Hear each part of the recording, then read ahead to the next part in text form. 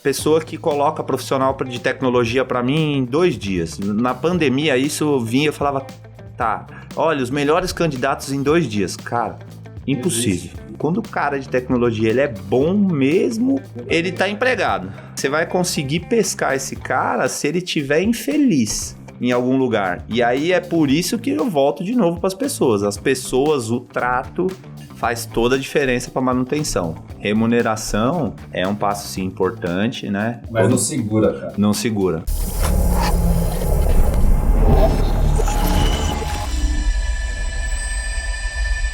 Bem-vindo a mais um ConturbiCast, seu podcast sobre empreendedorismo, marketing, liderança. Hoje eu tô aqui com o Thiago Cap, da CISI Novitec. Seja bem-vindo, Thiago. Muito obrigado pelo convite, é uma honra estar aí. Vamos bater um papo legal aí. Como que você começou na área de TI? Quando meus pais fundaram a empresa, tinha 13 anos, com 14 eu comecei a dar uma sapiada, que eu ainda estudava à tarde, 15 eu estava estudando à noite e já tinha começado a trabalhar. Aí já fez um curso de COBOL, depois fez um curso de ASP, cuidava um pouco da parte lá atrás de segurança, de servidor, instalação de computador. Era o faz-tudo da TI, né? Melhor jeito de aprender também, né? Melhor jeito. Aí, cara, eu brinco que quando eu entrei na faculdade de tecnologia, primeiro semestre, as matérias, cara, lá em 2008, primeiro semestre da faculdade, HTML. Com 14 já tava fazendo a página da empresa. Você gostava de programar? Porque tem gente que programa, mas tem gente que odeia, né? Eu gostava. Em tempo da escola também eu fiz um pouco de programação robótica. Então... Arduino da vida, essas coisas. Do Lego. É legal pra caramba. Participei lá do FLL. E na área de TI, assim, o que você vê que tem mais mercado? A gente falou muito de IA, mas o que você vê que tem mercado, assim, que as empresas, elas estão sofrendo ainda com isso. Você fala, um gap aqui que a gente atende bem e dá pra gente crescer mais aqui. Cara, eu acho que CRM tem um espaço gigantesco.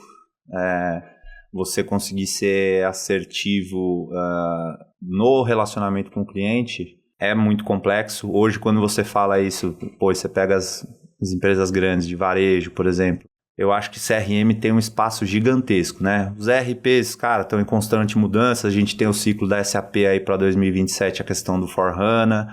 Aí você tem uma interação grande para esse processo de subida para muita coisa para a nuvem. Então ainda tem um espaço enorme, a Amazon está investindo pesado dentro, inclusive de grandes clientes que não tinham perfil. Fala, cara, os bancões vão ir para a nuvem? Não vão nunca, né? E estão indo para a nuvem muita coisa. Tem medo, mas chega uma hora que não tem mais como. Não é medo não, cara, é porque é muita coisa, é traumático. Mudar do mainframe para nuvem? Ou da web para nuvem? Não, mainframe brincam também, né? O mainframe vai acabar. Cara, não acaba. A eficiência disso, a capacidade de processamento, a segurança que dá, eles evoluíram dentro. E outro, mainframe parece que quando você fala de mainframe, você fala como se ele tivesse parado lá atrás. Não, o mainframe evoluiu muito. A IBM é a IBM, cara. Não dá pra continua e sempre vai ser, os caras estão na vanguarda, estão olhando muita coisa. Percepção do consumidor, a IBM parece que morreu, né? Porque eles largaram o B2C, né? Sim. Então, pro consumidor final, fala, cara, o que é a IBM? Porque lembra que tinha um monte de computador IBM. Não, hoje em dia é só mainframe mesmo. E fora, aí que tá. E fora que o pessoal acha que a IBM é máquina só. E não, cara, a IBM é tecnologia na veia. O que os caras têm de gama de produtos hoje, inclusive para cibersegurança, que é algo que eles estão investindo, foi muito ali falado na Febrabatec, é enorme. Um leque de soluções que eles vêm buscando agregar ao portfólio deles é grande. E é difícil para nós, como uma empresa, você querer fazer tudo. Então, você tem que pesquisar muitas vezes. Aí você tem questão de mercado, por exemplo, como eu te falei, a gente é uma consultoria agnóstica à tecnologia, cara. Se você me demandar um trabalho de SAP, eu vou colocar o técnico competente de SAP e vou te entregar o projeto. TOTOS a mesma coisa. Aí, por exemplo, Oracle é algo que a gente não investiu até hoje, né? Mas tem um mercadão também. Então, é o que a gente brinca. Hoje a CISI é uma empresa de inovação e transformação digital, né? É uma boutique. Nós estamos fazendo muitos processos de assessment hoje. Então, olhando para um perfil de cliente um pouco menor, mas que está precisando entender aonde que ele está num processo de transformação digital. Nós criamos uma metodologia nossa ali de identificar os 5 passos, né? O que se usa no mercado, e nós criamos o jeito X de fazer e demonstrar, para o cara saber onde é que ele está. E se ele está entregando o que ele precisa entregar onde ele está. Porque tem esse ponto. Eu posso estar numa maturidade 3, mas não estar entregando o que eu precisaria estar entregando. E como é que eu evoluo? Ou como é que eu corrijo um pouco a rota? Porque, cara, sempre tem uma rota alternativa quando se surge ali alguma necessidade. Porque a tecnologia está evoluindo constantemente, né? Cara, uma velocidade que é difícil de acompanhar, tá? Até para nós, sendo uma empresa de tecnologia, é muito difícil. Eu imagino, cara. Eu até faço muito essa pergunta, né? Onde você busca conhecimento? Onde você busca informação, inspiração? Qual que é o seu caminho do conhecimento? Eu acho que o principal é o estudo, cara. O estudo e assim, a participação em eventos relacionados, né? É muito importante. Então, você pega, aqui no Brasil, o Web Summit, que tem também lá em Portugal, a Febraban Tech. Você gostou do Web Summit desse ano? Você foi ano passado? O pessoal meu da empresa foi. Eu não estava, porque eu estava em viagem. Eu fui no de Portugal há 2 anos atrás. Mas foi, assim, sensacional. Você vê muita coisa... Muito legal. A percepção que eu tive do ano passado para esse é que eles deram um passo de melhoria no evento em geral, na curadoria. Eu gostei muito mais desse ano do que ano passado. Assim. Foi bem legal, assim. E assim, além do estudo, né, tá acompanhando tudo que o mercado vem comunicando, né? A comunicação do mercado ali, o posicionamento é o que faz você estar atualizado. Porque estudar, se você for começar a ler artigo acadêmico, cara, tem coisa... Milhares. Não, e tem coisa muito além, entendeu? Então, assim, talvez, óbvio, é interessante, é muito interessante. Mas eu acho que focar no que está mais próximo, palpável do dia a dia, faz mais sentido. Porque, e outra, talvez você vai estar lendo uma coisa que nem vai nascer direito. Tem muita coisa que nasce morta em tecnologia. Falando de hypes, né? A gente teve um tempo atrás, 5 anos atrás, a gente estava falando muito de blockchain. Sim. Como que você vê a blockchain hoje? Que é uma pergunta que eu faço um pouco, até porque o pessoal ainda torce o nariz com a blockchain, porque associa muito a Bitcoin. Mas tem vários usos, né? Como que você vê isso? A blockchain está sendo usada para outras coisas? Banco principalmente está usando? O que estão fazendo com o blockchain? Olha, eu confesso para você que eu não sou muito conhecedor do assunto, tá? Ainda se fala muito da blockchain e eu acho que ainda tem uma possibilidade enorme de uso para isso. A questão aí, que muito se discute, até no caso do Bitcoin, são algumas regulamentações, algum entendimento em relação à segurança. Isso que eu acho que talvez não esteja maduro o suficiente para ser usado em determinadas necessidades. Mas que isso vem sendo usado, vem. Tá? E eu acho que tem muito mais para ser usado. Eu confesso que é um assunto que eu não domino e... Nem chegou demanda para vocês ou já às vezes chega? Até uma pergunta de demandas em geral, porque normalmente o cliente vai com consultoria, ele fala, cara, tem essa demanda aqui, tem esse problema aqui que alguém quer mexer. No caso, para nós lá, assim, eu não me recordo de ter nenhuma demanda específica. O perfil da CIS é uma empresa que ela olha muito para o negócio do cliente, então...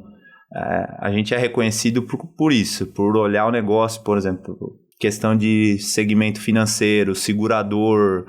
Cara, a gente nasceu dentro disso. Então, assim, quando você senta para falar ali com o cliente fim, você consegue agregar para o negócio do cara, entendeu? Como que chega cliente para vocês, assim, né? De contato, boca a boca, como vocês trabalham, assim? Então, para destrinchar um pouco do marketing de vocês. Tem de todo tudo, tipo. Né? Hoje a gente tem um pessoal de marketing focado em vendas. Esse time fica ali fazendo prospecção ativa e tem também o time que faz a parte do marketing digital, processo de captação de leads, funil de vendas, entra para o executivo e, óbvio, tem também sim o boca a boca, indicação.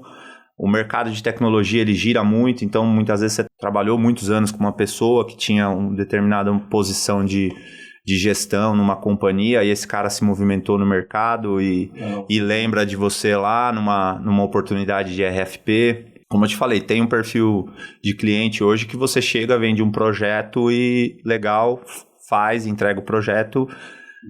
E tem outro perfil de clientes que são grandes clientes que tem os processos de RFP que ocorrem de 2 em 2, de 3 em 3 anos. Então você sempre tem que estar mapeando quem é o seu cliente-alvo ali, entender o momento do cliente para saber quando você entra. E aquela história, muitas vezes num cliente desse você chegou um mês atrasado, pelo processo de compras, você vai entrar daqui 2, 3 anos. Ou nesse caso, quando você tem alguma coisa, alguma solução que realmente é o que o cara precisa naquele momento e que ele não tem dentro do hall de fornecedores dele. É o match perfeito. É o match perfeito. E na realidade a CIS hoje, ela tá buscando muito isso. Ela tá buscando olhar seja para ferramentas ou para alguma tendência de necessidade que consiga ser essa chave para converter aí os clientes. Qual que é o principal, assim, quando a gente fala de implementação, qual que você vê qual a maior dificuldade do pessoal, assim, de implementar? Tecnologia? Tecnologia, ERP, segurança, hoje mais complexo. na minha visão, um dos maiores problemas é quando você pega ali dentro de um perfil de um cliente que tem lugares que tem muito bem definido o que é a área de tecnologia e o que é a área de negócio. Tem lugares que, assim, a área de tecnologia compra, define e paga. Tem lugares que a área de tecnologia executa, mas quem paga é a outra. E aí ela não tem autonomia sobre o que vai implementar, ela só tem que cumpra-se e mantém um padrão, né? E aí a área de negócio muitas vezes não sabe pedir, entendeu? Então, dentro das grandes... não vai para compras. Aí vem depois o compras. Aí o compras... Complica a vida de todo mundo. Também é um desafio lidar com compras, porque você também tem vários perfis, várias maturidades diferentes, né? E eu tô te falando mesmo, dentro de empresas grandes, você tem níveis de maturidade muito diferente. Processos muito diferentes. Eu sinto isso na pele direta aqui também, que a gente tem um monte de cliente grande, cara. Tem processo que chega no compras e de repente ele mingua de tal maneira que é o mesmo cara que tá comprando clips, vai comprar serviço, ele acha que é o mesmo modus operandi de negociação. Exatamente. Cara, não tem nada a ver, cara. Exatamente. E a gente, assim, sofre um pouco porque aí esses caras, muitas vezes, você como uma empresa nacional, muitas vezes eles aceitam pagar pelo mesmo serviço, chega às vezes 2 vezes o que você cobra para uma multinacional, uma Big Four. Sendo que as exigências que eles fazem para as 2 empresas é o mesmo. E, óbvio, tem algumas decisões que executivos tomam muitas vezes para projetos muito grandes que eles preferem contratar a grande até para também se eximir de responsabilidade. Então, falou, olha, eu contratei o melhor que eu podia, agora, né? Se der errado, o problema não é meu. E aí tem vários, na verdade tem vários perfis também que, aí eu falo que é uma maturidade que aqui no Brasil ainda não tem tanto. Mas é a parte de exigir um seguro de DO, né? De você ser corresponsável pelo que você está fazendo dentro do cliente, que isso é muito comum lá fora, nos Estados Unidos mesmo. O DO para você seria o quê, exatamente? Que no nosso caso aqui é EO, né? Que Errors and Omissions. Que é tipo, você faz um seguro de qualquer coisa que você possa ter esquecido. Isso. Acho que é a mesma coisa. Dessa é a mesma coisa. É a mesma coisa. Ah, legal. Eu não conheço a fundo exatamente, mas é isso. E aí, como você estruturou a empresa? Você falou que é familiar. Me conta um pouco mais da história da empresa. A CIS foi fundada em 2003 pelo Manuel e pela Zenaide, né? Eles foram executivos de um grande banco por 20 anos, trabalhando com tecnologia. O Manuel ficou 20 anos, a Zenaide 23. O Manuel saiu, foi para o mercado atuar num concorrente desse outro banco, né? Mas já partindo para a consultoria. Saiu do papel cliente-fim e passou a ser consultor. Então, entrou no mundo que hoje a CIS atua, né? Que é ser a parte de consultoria de tecnologia. E aí, começou a aprender, né? Olhar o outro lado da moeda. Não mais estar comprando tecnologia de fornecedores ou desenvolvendo interno, né? E passar a fornecer tecnologia conforme demanda. Depois de um tempo ele viu algumas coisas, na verdade era um mercado que estava crescendo muito na época, né, pela mudança, a questão da terceirização. E aí ele viu algumas coisas e entendeu uma oportunidade, tinha o sonho de empreender e decidiu abrir a empresa. Quando ele decidiu abrir a empresa em 2003, a Zenaide também já tinha saído, tinha ido trabalhar no mundo de consultoria. E aí eles fundaram a CIS. Então a CIS lá atrás chamava CIS, Solução Integrada de Sistemas. E a gente tinha o slogan que era integrando web e mainframe. Que na época era integrar o mainframe lá atrás e com a web, que é o que estava crescendo, né? Quando você fala web, não chega a ser a parte de cloud aí. Não, isso Cloud 2000 é muito mais pra cá, né? Não, isso 2003, cara. Pós-bug do milênio, que teve toda aquela mudança, todo aquele trabalho. Cara, bug do milênio, eu faço piada direto, né? Que tudo que acontece... Recentemente a gente teve esse bug que teve na Microsoft, eu falei, o bug do milênio que chegou aí, ó. Estourou em algum momento.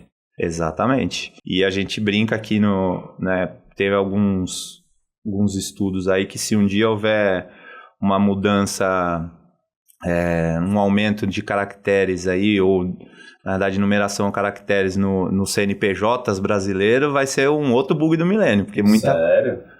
Se aumentar um número, por exemplo, a maioria dos sistemas não tem previsão. Você está mudando e por que isso? Porque normalmente CPF, CNPJ é chave identificadora única, né?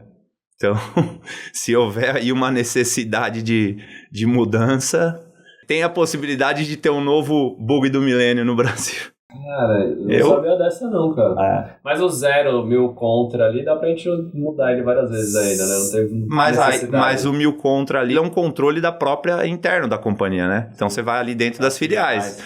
Mas também. E aí, chegou no 999 mil filiais... Ou seja, tem um limite do que você pode crescer a sua empresa, né? Para não bugar o sistema. Mas 9.999 filiais é bastante filial. É bastante filial. Cara, agora me fala, quais são os maiores desafios da digitalização, né? A gente fala muito de digitalização das empresas, as transformando cada vez mais em operações tecnológicas. Tem duas frases célebres que eu falo muito aqui. Toda empresa está virando uma empresa de mídia e uma empresa de tecnologia. Sim. Em algum momento, ela precisa muito de tecnologia. É difícil uma empresa que não tenha, nem que seja um cara que está vendendo cachorro quente, ele precisa do ERP dele ali, ele precisa do sistema da maquininha de pagamentos, e em algum momento ele precisa compilar tudo aquilo. Mas quais são os desafios que você vê ainda hoje? Você fala, cara, mesmo nas grandes, está acontecendo. Eu acho que, assim, um dos principais desafios hoje de tecnologia é você integrar e entender que a tecnologia, como você falou, é fundamental para qualquer empresa, de qualquer porte. Ela vai, de alguma forma, te auxiliar. Mas, o que acontece? Não dá para... É o que a gente brinca. As possibilidades com a tecnologia, elas são infinitas. O problema é que o dinheiro é finito. Então, você tem que pegar hoje, eu acho que uma das principais dificuldades, né, dentro das grandes empresas, é você pegar e entender como que você faz a gestão do seu recurso financeiro aplicado à tecnologia para que isso possa gerar, né, um aumento de produtividade, um aumento nas vendas. E, assim, dentro de uma grande companhia, são mundos totalmente diferentes, né? E, assim, todo mundo precisa. Então, você saber o que você prioriza ali... Por isso que o papel do CEO, do CTO, do CEO é muito importante, né? E do CFO para pagar a conta também, né? Vocês não se comunicam, cara, deu ruim. Tem que ser uma comunicação muito concisa, né? Teve uma entrevista recente que eu coloquei uma posição dessa, que assim, para mim o papel do CTO, esse cara tem que estar muito alinhado com a estratégia da empresa. Porque é ele que vai trazer, possivelmente, as melhores soluções ali, as hipóteses, ou auxiliar na definição de um caminho, sabe? Sim. Isso eu acho fundamental.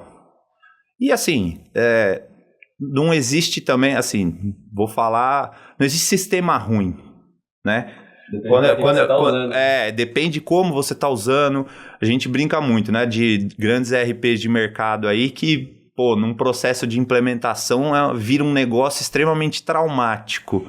Aí você fala, isso não funciona. Cara, não. O processo de implantação envolve ali, né, toda uma mudança de cultura, muitas vezes. Então, assim, é complexo. É muito complexo. Não é só tecnologia, né? Tem um bichinho que opera a tecnologia que não é o problema.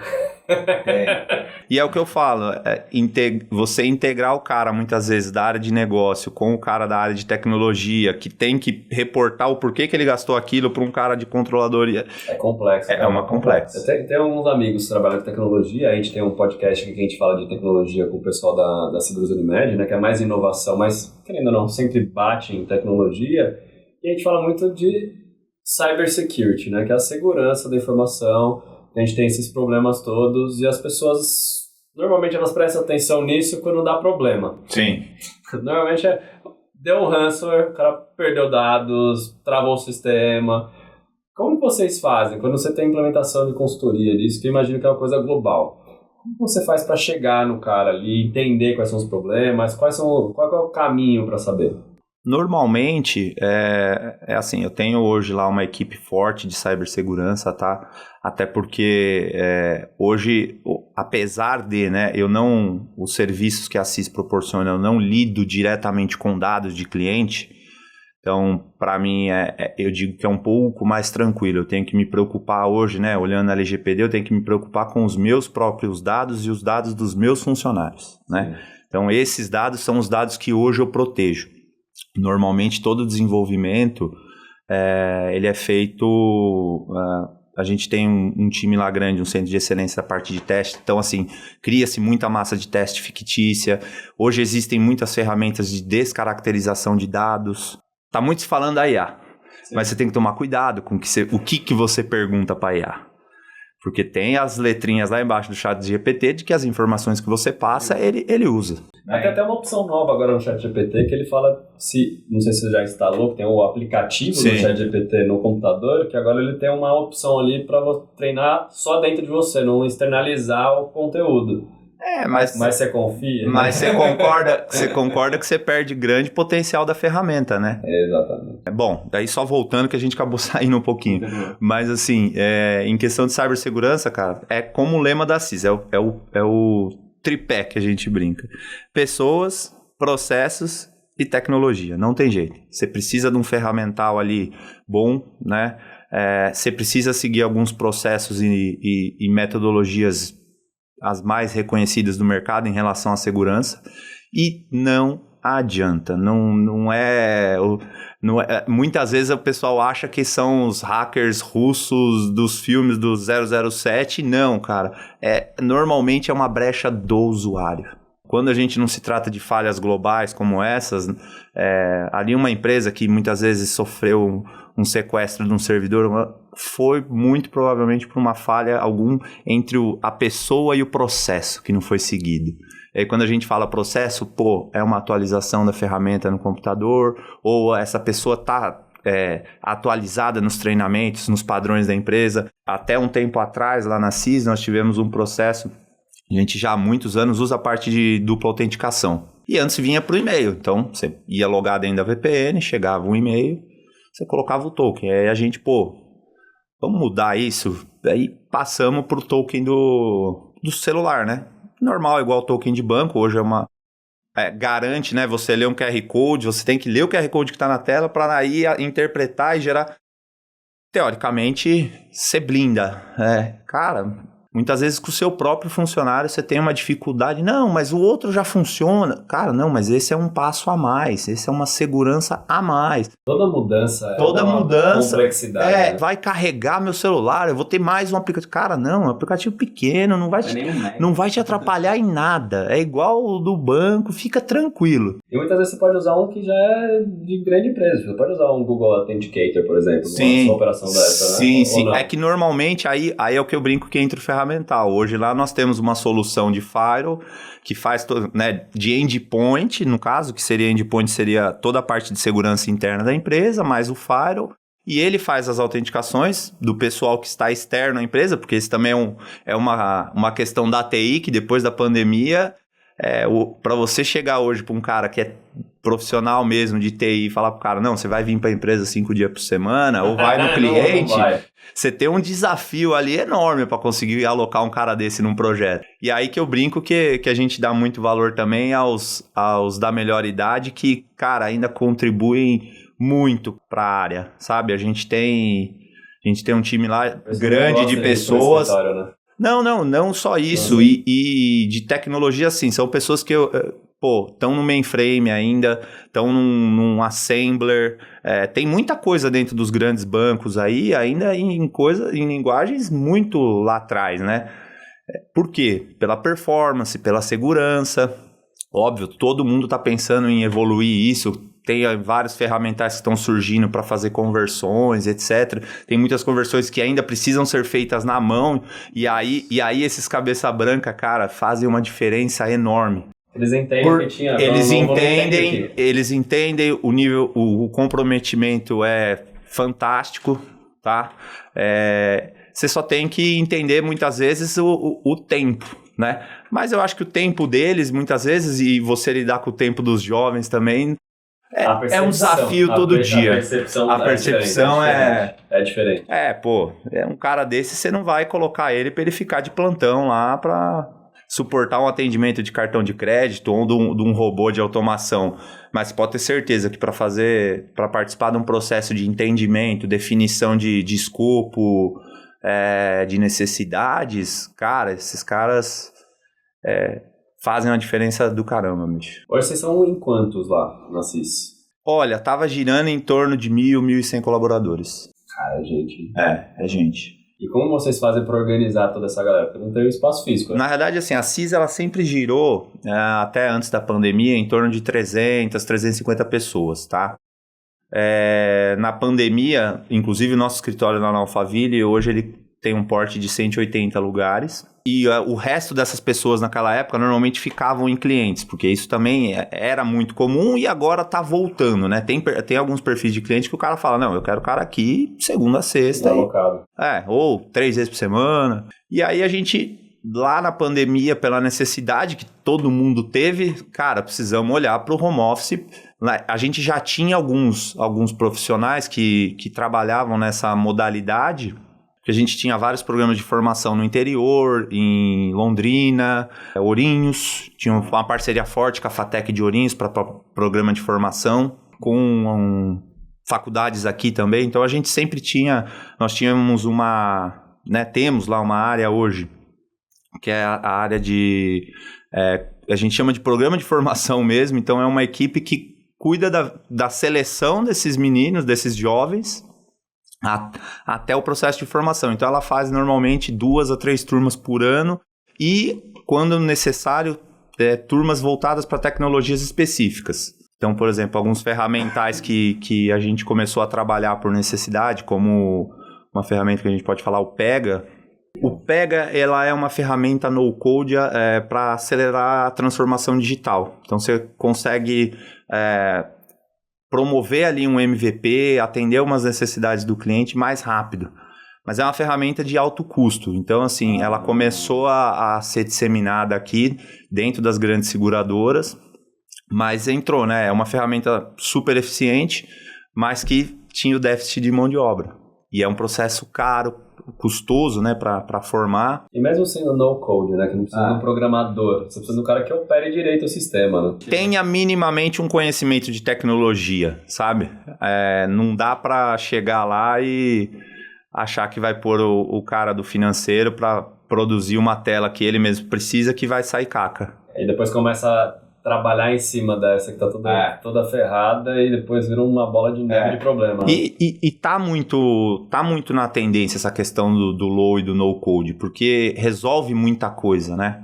Principalmente quando você fala, que é uma das linhas que a gente está investindo forte de serviço, a parte de automação de processos, né? Na verdade, assim, isso não é tendência, não é novidade. Já acontece há muito tempo. A questão é que isso deu uma virada de jogo agora, esse processo de RPA, que a gente chama, né? Com o uso da inteligência artificial. Então, nós temos alguns cases lá de uso de inteligência artificial, cara, desde uma empresa de assistência funerária até um escritório de advocacia que faz recuperação de sinistro de terceiros. Mas que tipo de IA, né? Porque a gente sabe aqui, a gente já debateu algumas vezes, que tem vários tipos. Preditiva, generativa, Do que a gente está falando aqui? A generativa mesmo ou não? A generativa. Leitura, interpretação e tomada de decisão. Então você está treinando ela, aí entra num processo, de novo, é tecnologia em cima de tecnologia com mais um pouco de tecnologia. Você usa, por exemplo, dados reais, porque imagina, eu tô tentando ler um boletim de ocorrência, né? Tentando não, eu tô lendo um boletim de ocorrência, dentro desse boletim de ocorrência tem o quê? Tem dados reais. Aí eu vou falar para a inteligência artificial ler esse boletim de ocorrência, mas eu não posso passar aqueles dados. Entendeu? Eu vou fazer um estudo sobre, em questão da parte de assistência funerária, por exemplo. Dado sensível ali. Dado sensível. Então, assim, aí eu uso do quê? Além da inteligência artificial, mais a parte tecnologia para automação de processos, eu tenho que usar alguma ferramenta de mascaramento de dados. Aí, depois disso, eu posso coletar dados, ter que criar um data lake aqui, um data warehouse para... tá bom, o que eu faço com isso depois? Ou o que eu posso fazer com isso depois? Porque tem quando você passa a coletar, muitas vezes, antes, você não tem a visão do que você pode fazer com aquilo. Como tem situações que você já coleta sabendo o que você quer fazer. Mas as possibilidades do pós-depois são grandes, muito grandes. Se você tem uma governança de informação, né, desses dados, cara, a gente gravou até um podcast aqui faz um tempinho já. Mas a governança faz todo sentido, porque se tiver tudo certinho esses dados, você pode fazer o que quiser depois no futuro, né? Se tem um data lake bem organizado, que faça sentido para você, como unidade de negócio, pode virar uma outra coisa com você com esses dados. Exato. E a gente vê várias empresas fazendo isso, né? Tipo, já tenho esses dados, eu posso criar outra coisa aqui. Ou treinar outras coisas. E falando de treinamento, inteligência artificial para vocês, como vocês usam a própria de vocês? Vocês criaram, projetaram isso, usam de outros? Como que é isso lá?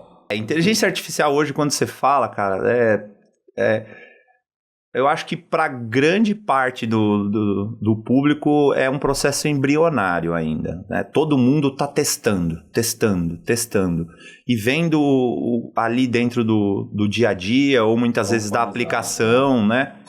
Óbvio, o ChatGPT, o Gemini são os mais difundidos, mas assim, a aplicabilidade está sendo um experimento constante, dia a dia. E o pessoal, óbvio, a gente está investindo muito em treinamento, vendo... antigamente se fazia muita, por exemplo, né? Tinham lá as ferramentas de conversão de código. Hoje em dia você está treinando a inteligência artificial, ela converte o código, você não tem um produto. Então, como que vai ser isso? Tá funcionando 100%? Não, tem muita coisa que não. Alucinação. Eu acho que a gente está num processo de, assim, né? Não falando das grandes que devem ter um uso muito mais avançado, mas todo mundo que está passando a usar de alguma forma está aprendendo. A IA está aprendendo e a gente está aprendendo com ela.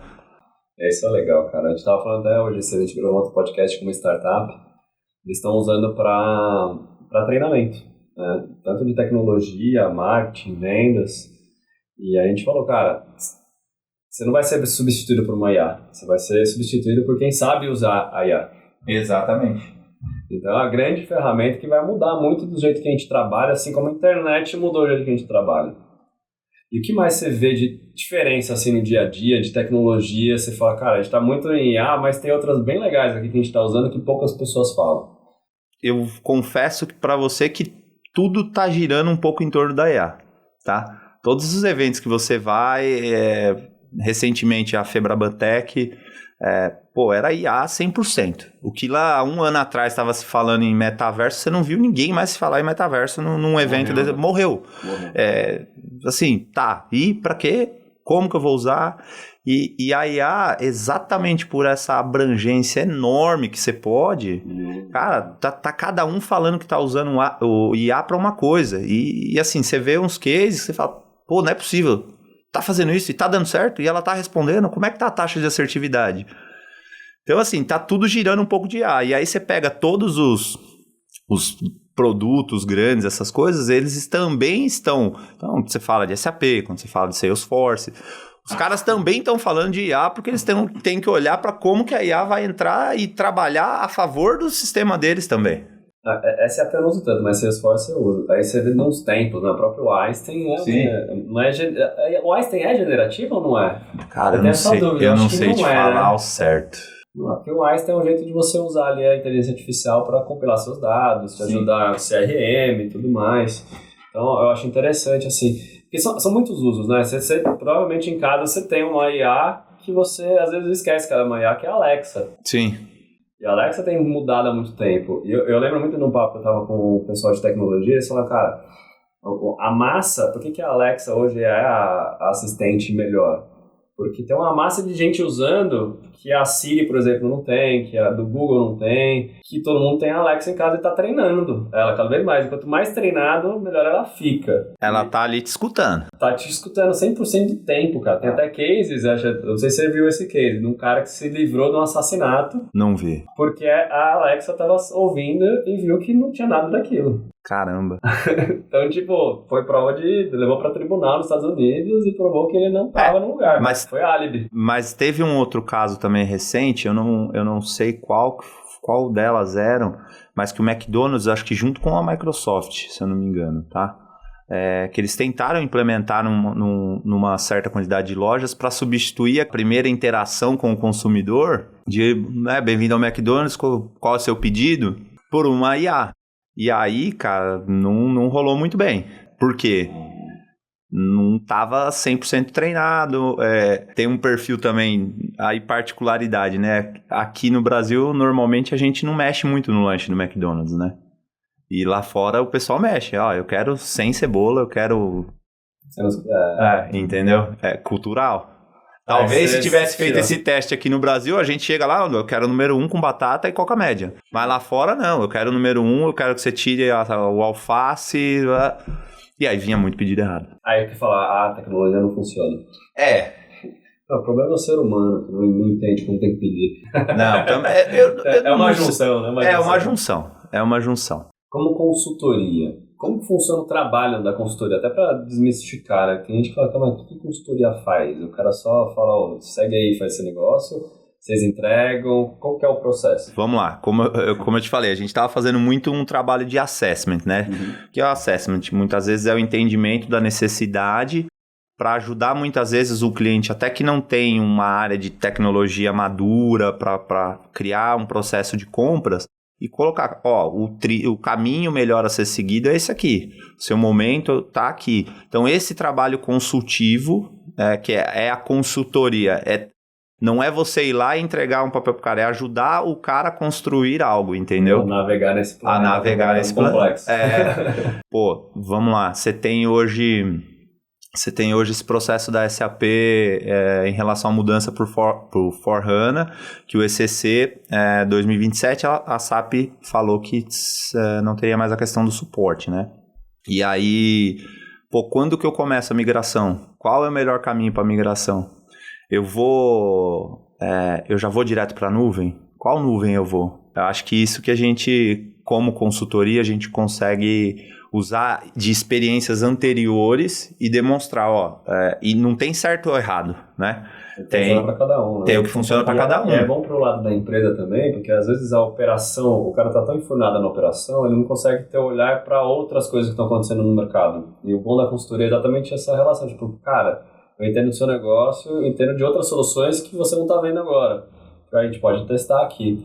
E falando em teste, vocês criam ambientes de teste, tem um tal do sandbox. Como funciona? Tem, a gente tem um centro de excelência de qualidade lá, tem mais de 100 profissionais dedicados à parte de testes, então eles fazem hoje automação de testes muito bem, criação de massa de dados, tem N possibilidades lá, cara. É tipo um laboratório. É um laboratório. O pessoal investe bastante, porque teste é aquilo, né? Quando você tem que tentar prever o máximo de situações possíveis que podem ocorrer para não dar o erro na hora que não pode dar, né?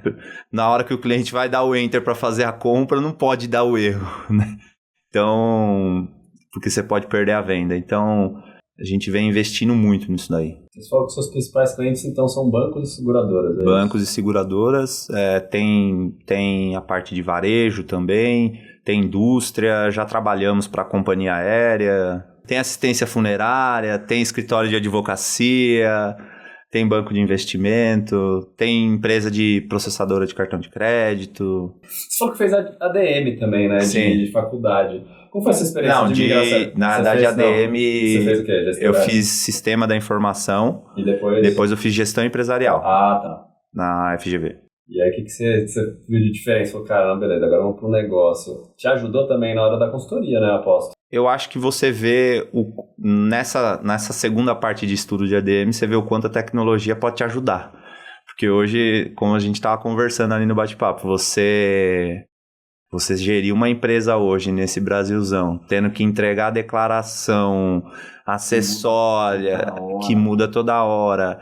E, cara, se você não tiver um ferramental, é complexo. O trabalho ele já não é simples no dia a dia. Se você não tem um ferramental interno ali, um bom ERP, uma equipe treinada para usar, rápido a se adaptar a essas mudanças.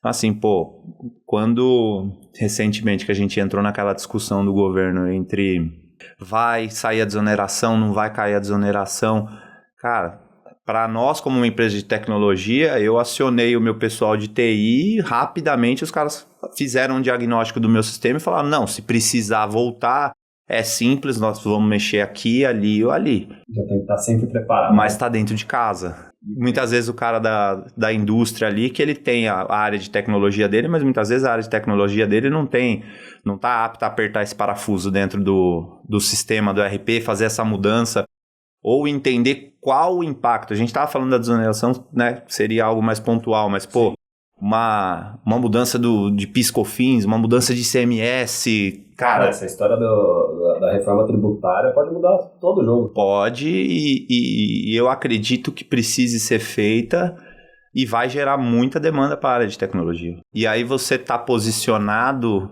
dentro dos grandes fabricantes é muito importante. Então porque esses caras, eles estão, a maioria das vezes, eles estão olhando lá na frente. Então eles já estão, muitas vezes, existe a possibilidade esses caras já estão desenvolvendo e muitas vezes segurando aqui. Falou, tá, se mudar ali na frente, eu tô pronto. Entendeu? Então, é aquela história. Muitas vezes você usar o ferramental, você tem esse suporte dos grandes fabricantes, diferentemente de você ter tudo interno dentro de casa desenvolvido, tailor-made para você e você tem que estar antenado com isso, né? Acho que até a junção de ter os dois, né? Você tem tailor-made ali, que é customizado para você, e misturar um pouco do que tem no mercado, até para você ter um pouco de controle. Tem gente que tem um pouco mais dessa control freak, né? E quer ter um negócio ferramental próprio, né? Eu na CIS, a gente já passou por muita experiência em relação a isso. É assim, o que eu tenho o papel de CTO, mas tenho o papel de CFO ali que cuida das áreas administrativas, né? Cara, pra mim não se inventa a roda. RP, eu tenho os grandes de mercado, eu vou para esses caras porque eu sei que vai suportar a minha operação e beleza. Agora, administrar o meu negócio, né? O controle de projetos, o meu controle ali de recursos, cara, tudo isso a gente desenvolveu dentro de casa. Então eu tenho o meu RP que administra a empresa como instituição e eu tenho um RP qual que vocês usam lá? O lá TOTS, uso Proteus. E eu tenho um RP hoje dentro de casa, que é o SGCP. Que na verdade o SGCP foi convertido para o portal CIS, que a gente chama, que ele cuida hoje desde o nascimento de uma vaga do candidato. Então o gestor tem uma necessidade de uma vaga, ele cadastra a vaga lá, a área de recrutamento e seleção é acionada já dentro da tabela de cargos e salários, qual o custo que ela pode trabalhar. Depois dela achar, ela coloca as informações do candidato, que já vai disparado para a área do DP. E assim, esse cara ele ganha a vida dele dentro do portal. E normalmente o gestor abre uma vaga quando ele tem um projeto em prospecção que ele criou, e aí ele fala que essa vaga é para aquele projeto que pode estar em prospecção ou que já pode estar aprovado. Então tudo isso ele vai controlando. Legal. E vocês vendem essa plataforma ou é só interna? Já pensamos em vender. Outro negócio, né? Já pensamos em vender, mas assim, ela foi muito feita com base na CIS. daria sim para ser vendida para uma... E ela, do jeito que ela roda hoje, ela é uma excelente ferramenta para qualquer empresa que trabalha com tecnologia, no sentido de venda de projetos, alocação de profissionais, ou suporte, que ela tem também uma capacidade muito legal ali de suporte, né? Apoiar o atendimento de incidentes, esse tipo de coisa. Nós já pensamos em transformar, mas exige um esforcinho ali que a gente está colocando para atender os clientes primeiro. É o que eu falei há pouco, né? Eu tenho um time dedicado a cuidar do portal. Por mais que é um time pequeno, conciso, mas esse time que cuida do portal, e eu tenho uma área de governança, que essa área de governança demanda para essa área do portal. Então, qualquer necessidade que precisa fazer, seja relacionada a projeto ou RH, a área de governança, ela é a owner do portal, então ela faz a especificação do negócio em como precisa alterar. Para a equipe do portal, que tem um gestor próprio, implementar essa demanda, e aí depois a área de governança valida para depois o usuário final, que é o gestor de projeto mesmo, usar. Isso tudo interno, né? Interno. Interno e de home office. E hoje vocês falaram para o Brasil todo, imagina. Brasil todo, e nós abrimos há 1 ano e pouco, mais ou menos, eu não vou lembrar a data exata, uma operação em Portugal. Tá embrionário ainda, acabamos tendo outras prioridades, então eu acabei não investindo. Tem 2 clientes pequenos, aí eu estou atendendo uma demanda do México por Portugal também, é embrionário. E aí tem alguns funcionários que, né, aproveitaram da pandemia e estavam pelo mundo. Eu não sei quantos são exatamente, mas é aquilo, tem que usar da tecnologia, entregar o trabalho e é isso aí. E hoje como tá dividida a família lá? Que você tá como se fosse CTO, né? É isso. E o Manuel tá como CEO. Ainda... Seu irmão trabalha também com vocês? Não, meu irmão, na época ele trabalhou na CIS muitos anos. Aí ele decidiu empreender, ele abriu a empresa dele. De tecnologia também. Não chega a ser concorrente. Não chegou a ser concorrente direta. Mas... Não direta. Mas... Teve uma trajetória de sucesso muito legal, e aí num processo de transição de carreira, ele com os sócios deles, ele abriu uma empresa de assistência funerária, que hoje é cliente da CIS também. E hoje ele atende também, é uma assistência funerária que atende as grandes seguradoras aí do Brasil, a nível Brasil inteiro. Legal, é uma família empreendedora, cara. Eu falo que é o DNA. Eu tive uma fábrica de bolo caseiro, junto com o primo também. Mas você não foi no meio da pandemia? Não, foi antes. E ele ele tá lá tocando, tá tendo sucesso dele. A gente gosta, mas é o que eu brinco, o filho mais velho, Assis, toma um tempo pesado. Eu admiro e respeito muito os grandes empresários aí, que são multi-empresários, né, de várias empresas, vários negócios diferentes, porque eu brinco que dentro da CIS hoje, às vezes eu me sinto meio urso do pica-pau, sabe? Você fica pra lá, volta pra cá, não sabe pra onde olha. Tem que tratar vários assuntos, até o meu gestor jurídico lá, que é um grande cara, o Fagner, hoje, quando ele entrou, eu falei, cara, tem hora que eu fico assim, tudo... meio urso do pica-pau, ele deu risada, normalmente advogado é mais sério, né? Hoje ele já fala, pô, eu também tô meio urso do pica-pau agora, porque cada hora ele tá olhando uma coisa, cada tipo de projeto é um contrato diferente, é a vida do urso do pica-pau, cara. Mas tem que dar conta. Balançar todos os pratos é muito difícil, né? Empreender é uma coisa, cara, é uma ciência não exata, assim. Então, manual, né? Venha empreender. Você pode fazer a faculdade que for, o MBA que for, nunca vai ensinar o que é estar na lida ali e fazer o negócio acontecer. Cara, o que mais ensina é o relacionamento com as pessoas. Quando eu te falei, o tripé da CIS ali é pessoas, processos, para depois chegar na tecnologia. Você não entrega nada sem as pessoas, cara. Você não entrega. Então, assim, hoje você brinca, como que você busca se atualizar, né? Com os que estão ali trabalhando comigo, cara. A equipe, a empresa faz toda a diferença. E eu acho que ao longo dos anos aí na CIS, nós desenvolvemos essa identidade de olhar muito pro lado pessoa. A gente tem, no Glassdoor lá, uma nota varia, né, entre 4.4, 4.5. As pessoas que saem da empresa sempre saem com as portas abertas. Normalmente, são pessoas... eu tenho funcionários lá que estão há 12, 15 anos comigo, né, com a gente. Então... no mercado de tecnologia é difícil. É muito difícil. Muito difícil.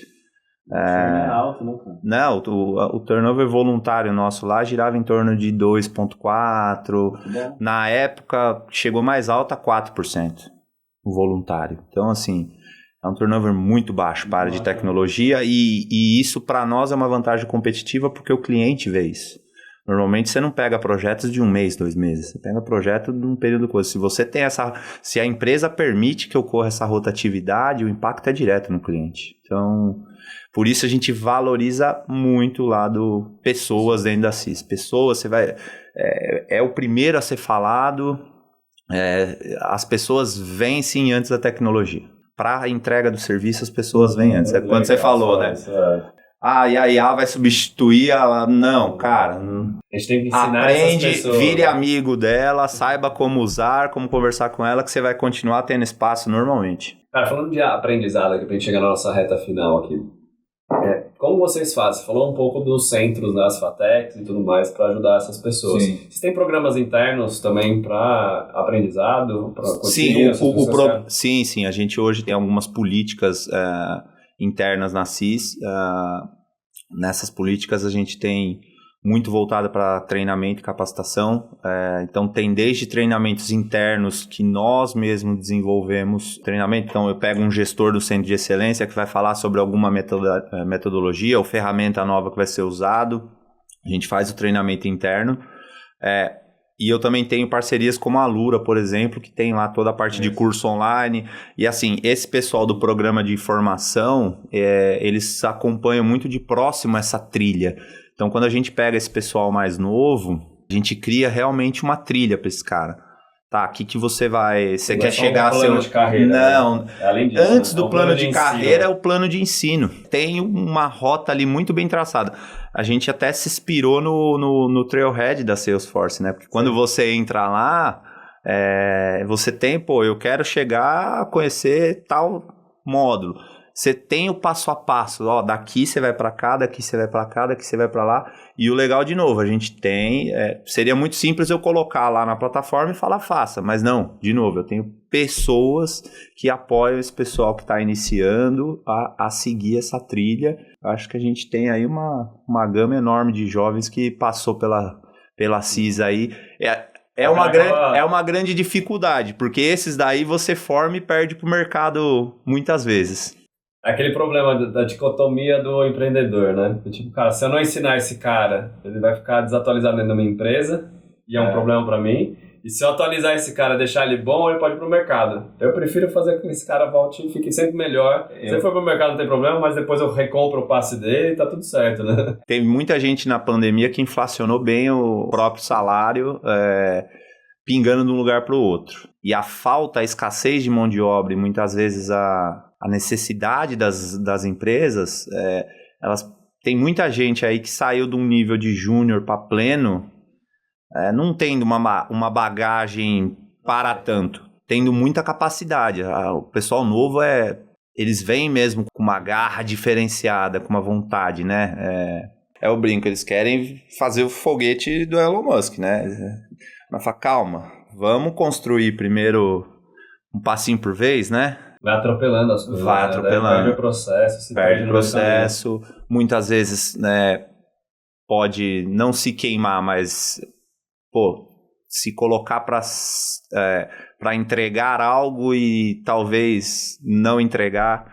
Eu acho que uma das coisas na CIS lá que a gente tem de vantagem é o pessoal que faz recrutamento e seleção nosso, eles são porreta. Eu sofro ataques, né? Não ataques, mas assim, abordagens no LinkedIn. Primeiro, cara, o SDR querendo vender, e o outro é pessoa que coloca profissional de tecnologia para mim em 2 dias. Na pandemia, isso vinha, eu falava, olha, os melhores candidatos em 2 dias. Cara, impossível. Quando o cara de tecnologia ele é bom mesmo, ele tá empregado. Você vai conseguir pescar esse cara se ele estiver infeliz em algum lugar. E aí é por isso que eu volto de novo para as pessoas. As pessoas, o trato faz toda a diferença para manutenção. Remuneração é um passo, sim, importante, né? Mas não segura, cara. Não segura. Até para puxar a próxima pergunta, assim, falar de cultura, porque uma coisa é você ter uma empresa que tá todo mundo junto no mesmo espaço, e você consegue manter uma cultura ali, porque você está na troca de café e tudo mais, você tem umas trocas diferentes no dia a dia ali, que você consegue perpetuar melhor, mais fácil, vou dizer, até a cultura. Quando você está com 80% das pessoas, até mais, no home office, como que você faz para perpetuar a cultura da empresa? Que é uma das coisas mais difíceis hoje. Primeiro é criar essa cultura, né? Então, assim, hoje, como eu te falei, desde o processo do nascimento da vaga de um candidato, o candidato, ele se sentir, quando abordado inicialmente, ser abordado de uma forma respeitosa, ele ser acolhido na entrada. Então, a parte do onboarding a gente leva muito a sério. Todo o ciclo de vida do cara interno, ele é muito bem acompanhado. O processo de avaliação de desempenho, o processo de ter as portas abertas, a gente brinca, na minha sala lá tem um adesivo gigante, porta sempre aberta. Fale, dê sugestão, seja ouvido. A gente brinca que é um negócio simples, né? Mas que foi. A gente tinha lá atrás, quando era presencial, tinha o café com o CEO, né? E aí, lá, isso muito tempo atrás, eu não sei exatamente nem quando. Mas, pô, foi lá e a gente sempre falava, ó, sugestões. Aí, cara, tem coisa que você tem que filtrar, mas tem coisa que é possível, tem coisa que não é possível. A mudança para uma sede nova nessa sede que a gente está hoje, partiu de um café com o CEO. O pessoal, pô, não, precisava ter, na época, todo mundo presencial. Falta espaço. Aí veio aquela história do Google, né? Um videogamezinho, um sofazinho, espaço de descompressão. Lembrei, o espaço da descompressão. E aí a gente, pegamos, consideramos, escutamos mais de uma vez e falou, tá na hora. Aí fizemos a reforma. Então, ampliamos o espaço, colocamos tudo isso, escutamos. Mas só que mas lá atrás. Lá atrás. Mas é que hoje ainda tem um outro ponto, né? Que a gente acaba contratando gente do Brasil inteiro. Mas assim, quem é próximo e que tem possibilidade, o cara vai na empresa. O cara vai. A gente tem as quintas-feiras lá, o nosso happy hour. A galera fica. Hoje, óbvio, menos pessoas, mas fica lá, seus 20, 30 pessoas, vai ali, joga um pimbolim, o pessoal joga um FIFA ali, toma uma coca, às vezes pede um salgado à tarde. Temos a nossa chopeira ali para comemoração de alguns eventos, então tem a chopeira dentro da empresa que a gente pede, muitas vezes para receber a visita de algum cliente, alguma coisa. É um espaço bem legal. Parabéns aí pelo sucesso, né? Porque chegar com 1.000 funcionários assim não é tão fácil. Não é tão fácil, mas eu falo que é um grande presente, porque você tá lidando ali com 1.000 famílias, não são 1.000 funcionários, são 1.000 famílias. É o que eu falei para você, 300, quando a gente trabalhava em 300 pessoas, já era uma responsabilidade, já ocorriam situações, mas cada pessoa que entra, cada coisa a mais é um aprendizado, é uma situação nova, é uma responsabilidade, e até você passa a pular alguns degraus ali em relação ao poder de compra, o poder de investimento, porque é óbvio que você sempre quer investir mais e mais na empresa, dar melhores condições, fazer mais coisas, mas o seu crescimento possibilita você também investir mais. Então, nesse processo de cultura que a gente estava comentando, cara, então, onboarding, evento, muitos meetups, a área de tecnologia tem muito meetup. Então, a gente busca sempre estar muito próximo, cara. E, assim, mais ainda, o gestor. O gestor a gente olha sempre com olhos de Mônica, porque é o elo entre a empresa e o funcionário. É o gestor, não tem jeito. Esse cara tem que ter a cultura da empresa tatuada no peito, não pode só falar que é vestir a camisa. Esse cara, se ele não conhecer, se ele não valorizar, se ele não compactuar com os valores da empresa, dali para baixo você vai ter um problema. E eu acho que isso que a gente aprendeu ao longo dos anos e a fórmula deu muito certo. Para a gente finalizar aqui, que mensagem você daria para as pessoas que estão entrando na tecnologia, que querem trabalhar na CIS, por exemplo? Tem muita gente que olha a tecnologia como algo muito grandioso. Às vezes quando você conversa com algum... Se você pegar, a gente tem um programa lá que pega jovens de mais baixa renda, tudo. Tem gente que quando você ia falar, o cara acha que a tecnologia é um negócio do outro mundo, né? Que não é possível. E você ter a possibilidade de mostrar um caminho para essa pessoa é interessante. Então eu acho que assim, quem está pensando em entrar na área de tecnologia, o ideal é olha quais as profissões você tem dentro do mercado de tecnologia e tenta ver aonde você vai. Porque tem gente que não leva jeito para programação. Óbvio, tudo se aprende, a prática leva à perfeição, todo mundo é capaz, mas ser capaz e não fazer algo que você gosta... E, pô, você pega, tem muita coisa de tecnologia hoje que é oriunda de criação, de publicidade, de marketing. O X, o Y...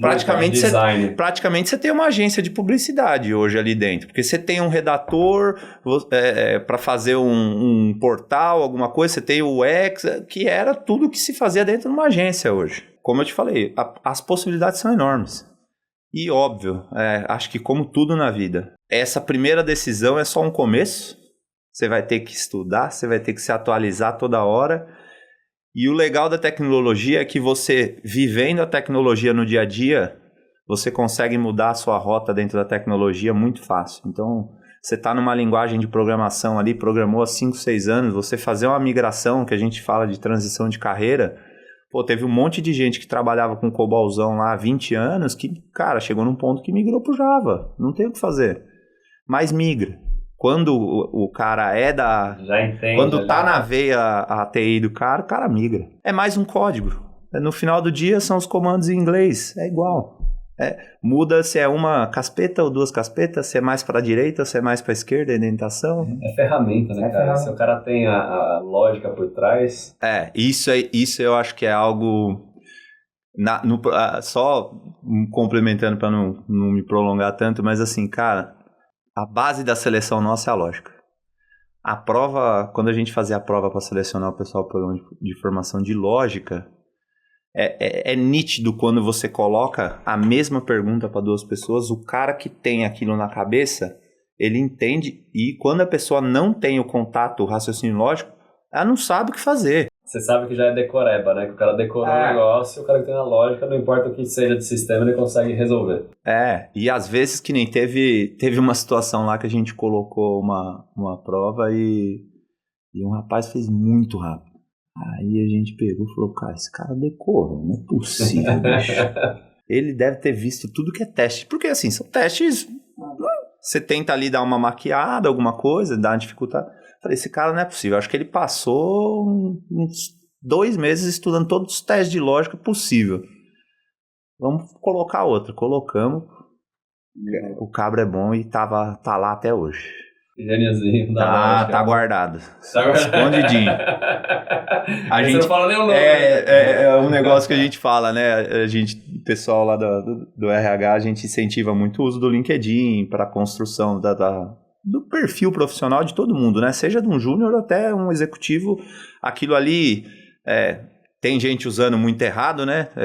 Tem gente... Às vezes você é abordado por corretor de imóvel dentro do LinkedIn, que não tem nada a ver, mas assim, aquilo ali é muito... Quando você olha, segue as pessoas certas ou as comunidades certas ali dentro, é muito enriquecedor. Então a gente sempre incentiva, mas é o que eu falo, aí eu incentivo muito esses aqui, falo, cara, não aparece, mas não aparece tanto, fica aqui comigo. Bom demais, Thiago, obrigado, viu, cara, obrigado. Tamo junto, mano. Foi meu primeiro podcast. Seu primeiro? Cara, parabéns, cara. Perdeu a virgindade. Pois espero que tenha ficado contente aí. Bom demais. Gente, você que gostou desse episódio, deixa seu like, seu comentário, compartilha com seus amigos e até a próxima. Esse foi mais um ConturbiCast para você que gosta de marketing, empreendedorismo e liderança. Bora fechar essa edição com as 3 lições do Thiago Cap, o CTO da CISI Novitec. Número 1. A cybersecurity, a cibersegurança, é um tripé de 3 fundamentos: pessoas informadas, processos bem definidos e tecnologias atuais. Isso significa que problemas digitais surgem quando as pessoas desinformadas ignoram alguns processos essenciais, ou quando não utilizam devidamente a tecnologia. Portanto, são falhas humanas que aumentam os riscos de prejuízo das empresas. O jeito é aprender sobre a tecnologia e realizar os processos necessários. Número 2. O conceito de assessment ajuda as empresas de tecnologia a entender as necessidades reais do cliente que não tem uma área de tecnologia madura bastante para criar um processo de compra. Nesses casos, o atendimento pode virar um tipo de consultoria técnica que te ajuda a construir uma solução personalizada. É usar as suas experiências anteriores como fundamento para os planos oferecidos. Número 3. Dentro das empresas, a tecnologia depende de um bom relacionamento. Na verdade, quando a equipe é bem integrada, todos agregam novos conhecimentos e produzem um uso mais inteligente da tecnologia. Portanto, é importante investir em ERP e em ferramentas capazes de mensurar os impactos internos, além de planejar estratégias a partir das tendências em alta no mercado.